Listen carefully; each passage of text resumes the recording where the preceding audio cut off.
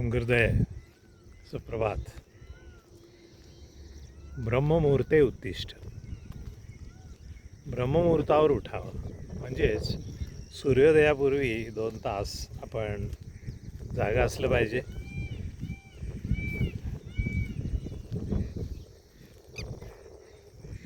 यावेळी प्रगाढ शांत स्थिती असते, प्रसन्नता असते. 7-8 तासाची झोप झाल्यामुळं शरीर आणि मनही हलकं असतं, विश्रांती मिळालेली असते.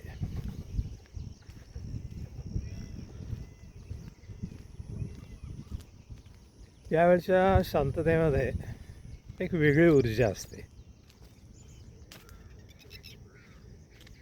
असं म्हटलं की शांततेमध्ये नवनिर्मितीची बीजे असतात आणि एक सुंदर विश्व निर्माण करणं हे ब्रह्मस्वरूपाचंच लक्षण आहे. आपल्या हातूनही आपल्या जीवनामध्ये महान कार्य घडावं यासाठी चिंतन, मनन आणि सूक्ष्मामध्ये बुद्धी सूक्ष्मपणे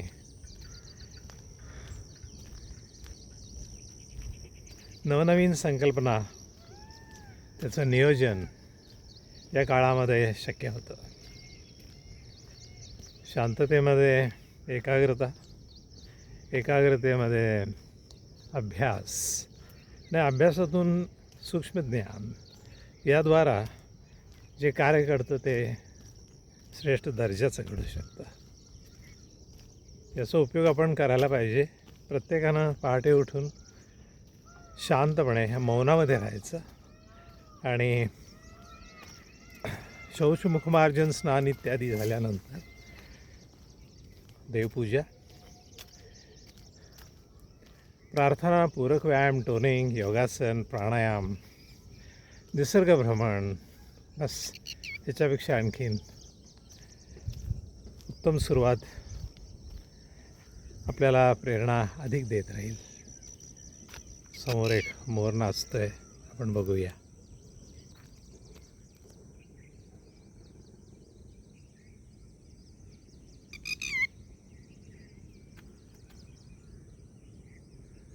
किती छान.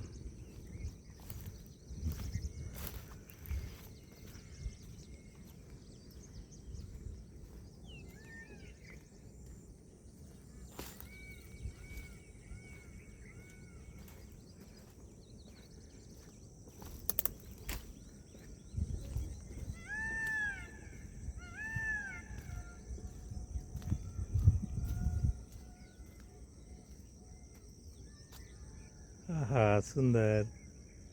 किती छान.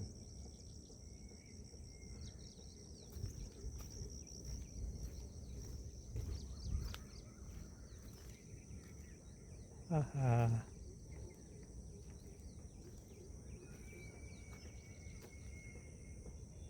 छान. धन्यवाद.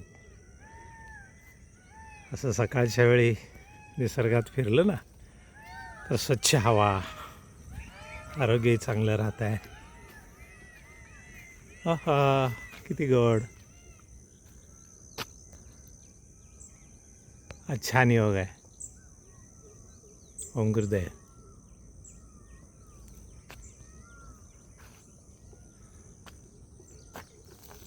निसर्ग बहरला आहे. श्रावण महिना चालू आहे. आज सूर्य पण आला आहे.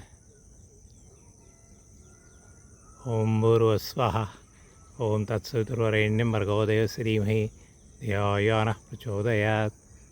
ओम गुरुदय.